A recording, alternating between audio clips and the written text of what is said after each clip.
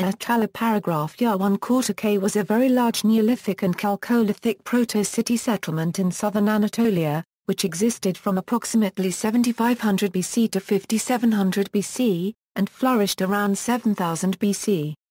It is the largest and best preserved Neolithic site found to date.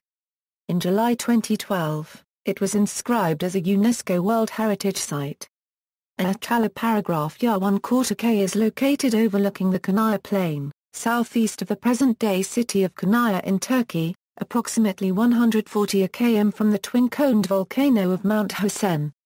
The eastern settlement forms a mound which would have risen about 20 am above the plain at the time of the latest Neolithic occupation. There is also a smaller settlement mound to the west and a Byzantine settlement a few hundred meters to the east. The prehistoric mound settlements were abandoned before the Bronze Age.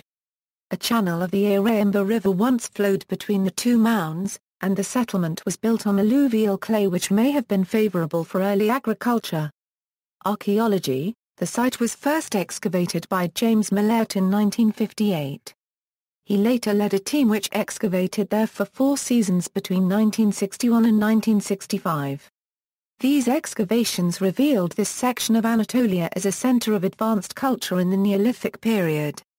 Millert was banned from Turkey for his involvement in the Dark affair, in which he published drawings of supposedly important Bronze Age artifacts that later went missing. After this scandal, the site lay idle until 1993, when investigations began under the leadership of Ian Hodder, then at the University of Cambridge. These investigations are among the most ambitious excavation projects currently in progress according to, among others, Colin Renfrew. In addition to extensive use of archaeological science, psychological and artistic interpretations of the symbolism of the wall paintings have been employed. Hodder, a former student of Millert, chose the site as the first real-world test of his then controversial theory of post-processual archaeology. Culture. Çatal was composed entirely of domestic buildings, with no obvious public buildings.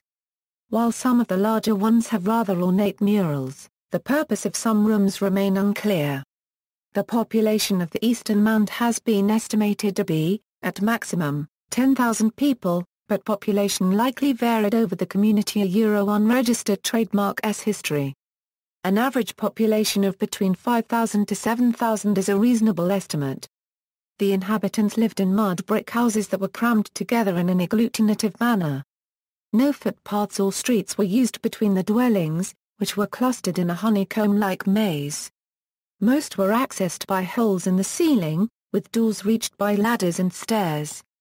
The rooftops were effectively streets.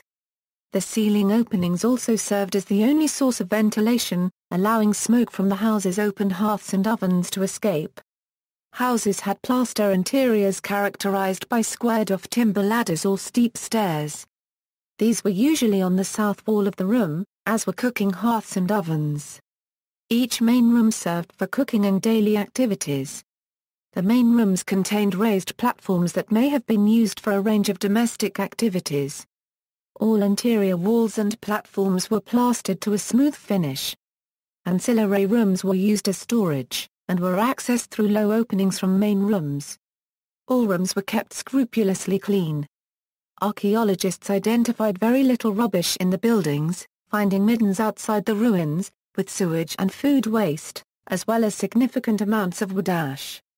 In good weather, many daily activities may also have taken place on the rooftops, which may have formed a plaza.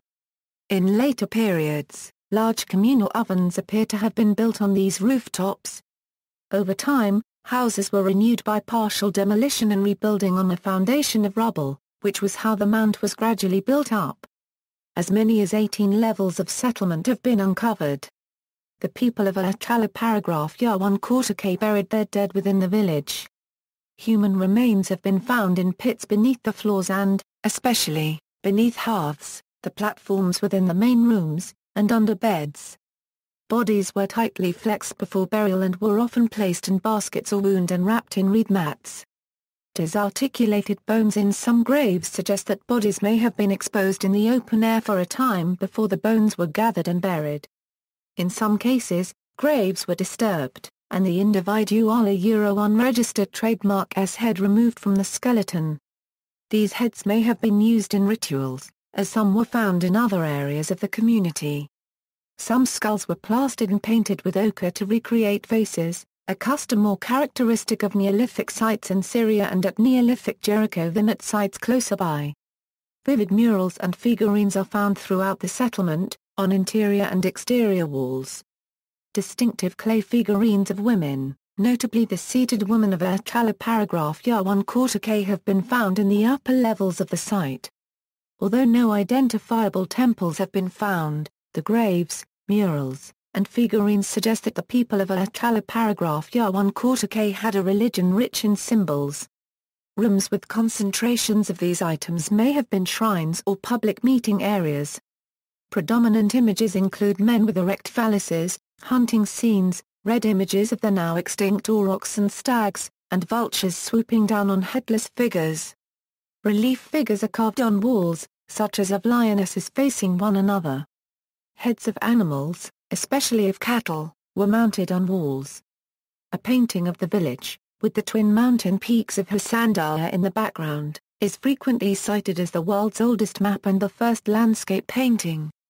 However, some archaeologists question this interpretation.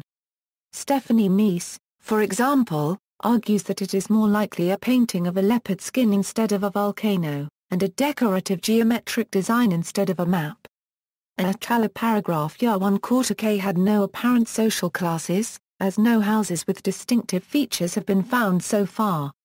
The most recent investigations also reveal little social distinction based on gender, with men and women receiving equivalent nutrition and seeming to have equal social status, as typically found in Paleolithic cultures. In upper levels of the site, it becomes apparent that the people of tʃatātou højyc were gaining skills in agriculture and the domestication of animals. Female figurines have been found within bins used for storage of cereals, such as wheat and barley, and the figurines are presumed to be of a deity protecting the grain. Peas were also grown, and almonds, pistachios, and fruit were harvested from trees in the surrounding hills. Sheep were domesticated and evidence suggests the beginning of cattle domestication as well. However, hunting continued to be a major source of food for the community. Pottery and obsidian tools appear to have been major industries.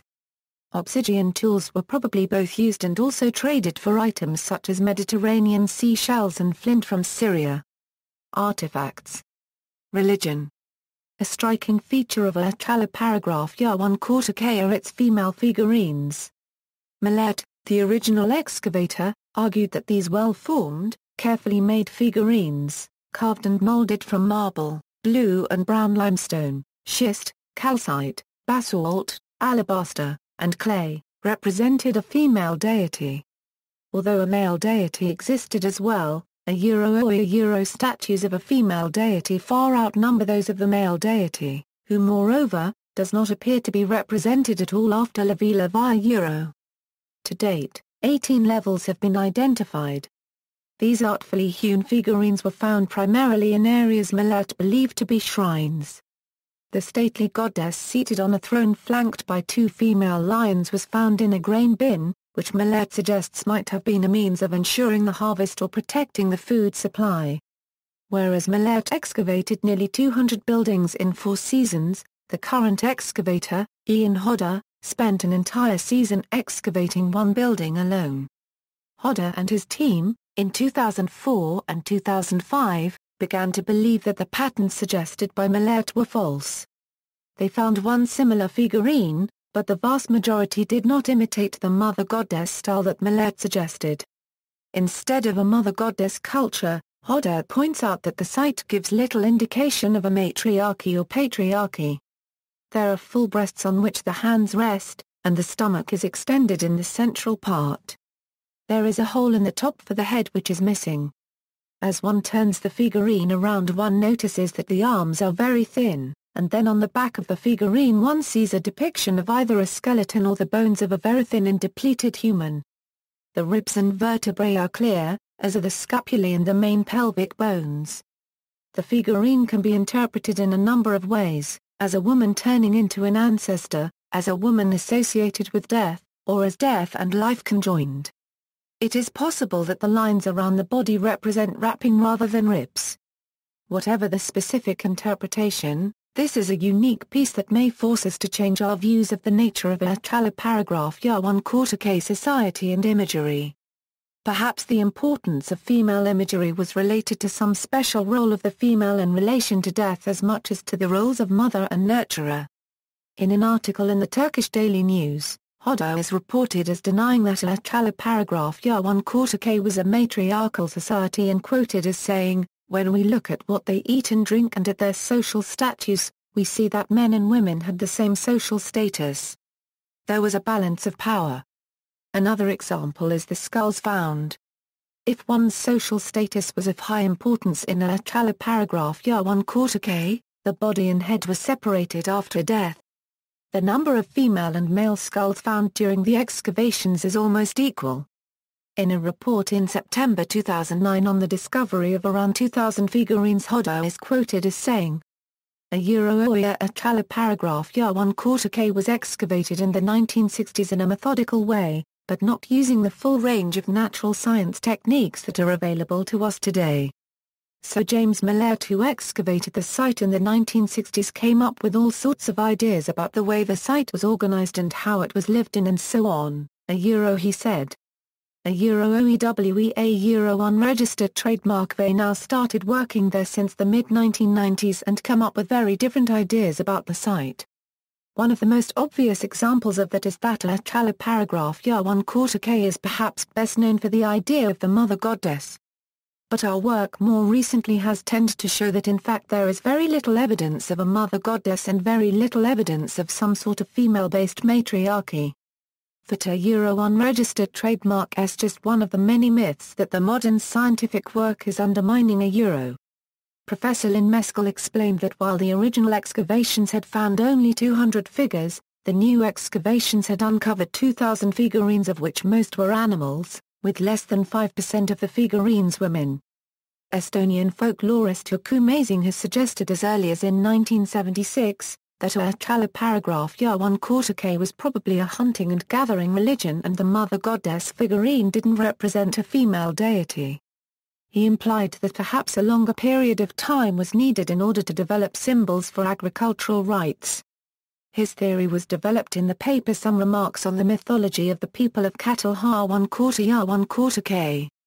Archaeological project support. The current archaeological investigations at tʃatāṭu-højyc are supported by the following institutions and organizations: Çatalhöyük University, British Institute of Archaeology at Ankara, Institute of Archaeology, University College London, Cardiff University, Stanford University, World Monuments Fund, Turkish Cultural Foundation, Istanbul University, University of California, Berkeley, Polish Heritage Council, Adam Mickiewicz University, SUNY Buffalo, Global Heritage Fund, Yapı Kredi, Boeing, Shell, Merco, Thames Water, National Geographic Society, American Embassy in Ankara. See also, Bull, Cities of the Ancient Near East, Q-Kutni Trypillian Culture, Gar Paragraph Bakli Tape, Kamiana Mula.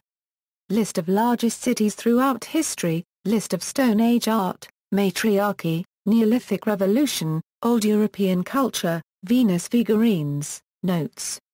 References. Further reading, Bailey, Douglas. Prehistoric Figurines, Representation and Corporeality in the Neolithic. New York, Routledge, 2005. Balter, Michael. The Goddess and the Bull, tʃatāṭu-højyc, An Archaeological Journey to the Dawn of Civilization. New York, Free Press, 2004. Walnut Creek, California, Left Coast Press, 2006. A highly condensed version was published in the Smithsonian Magazine, May 2005. Dural, Sejretin. Protecting Çatalhöyük, Memoir of an Archaeological Site Guard. Contributions by Ian Hodder. Translated by Duka Kamurkogluklia. Walnut Creek, California, Left Coast Press, 2007. ISBN 978-1-59874-050-9. Hodder, Ian. Women and Men at Çatal Paragraph Year 1 Quarter K, Scientific American Magazine, January 2004. Hodder, Ian. The Leopard's Tale, Revealing the Mysteries of Çatal Paragraph Year 1 Quarter K. London. New York, Famisa and Hudson, 2006. Mallet, Marla, The Goddess from Anatolia, An Updated View of the tʃatāṭu højyc Controversy, in Oriental Rug Review, Vol. 13, No. 2. Millet, James. Çatal 1 Quarter Year 1 Quarter K, A Neolithic Town in Anatolia. London, Famisa and Hudson, 1967. New York, McGraw-Hill Book Company, 1967. On the Surface, Çatal Paragraph Year 1 Quarter K 1993 €95, edited by Ian Hodder. Cambridge, MacDonald Institute for Archaeological Research and British Institute of Archaeology at Ankara, 1996. Todd, Ian Çatal 1 Quarter Year 1 Quarter K in Perspective. Menlo Park, California, Cummings Pub, Colorado, 1976. External links: Çatal Paragraph Year 1 Quarter K Euro excavations of a Neolithic Anatolian Paragraph Year 1 Quarter K, Çatal Paragraph Year 1 Quarter K excavation official website, Explorer Çatal Paragraph Year 1 Quarter K on Global Heritage Network, Çatal Paragraph Year 1 Quarter K map, Çatal Paragraph Year 1 Quarter K photos, The First Cities, Why Settle Down? The Mystery of Communities, by Michael Balter, Çatal Paragraph Year 1 Quarter K excavation official biographer, remixing Çatal Paragraph Year 1 Quarter K.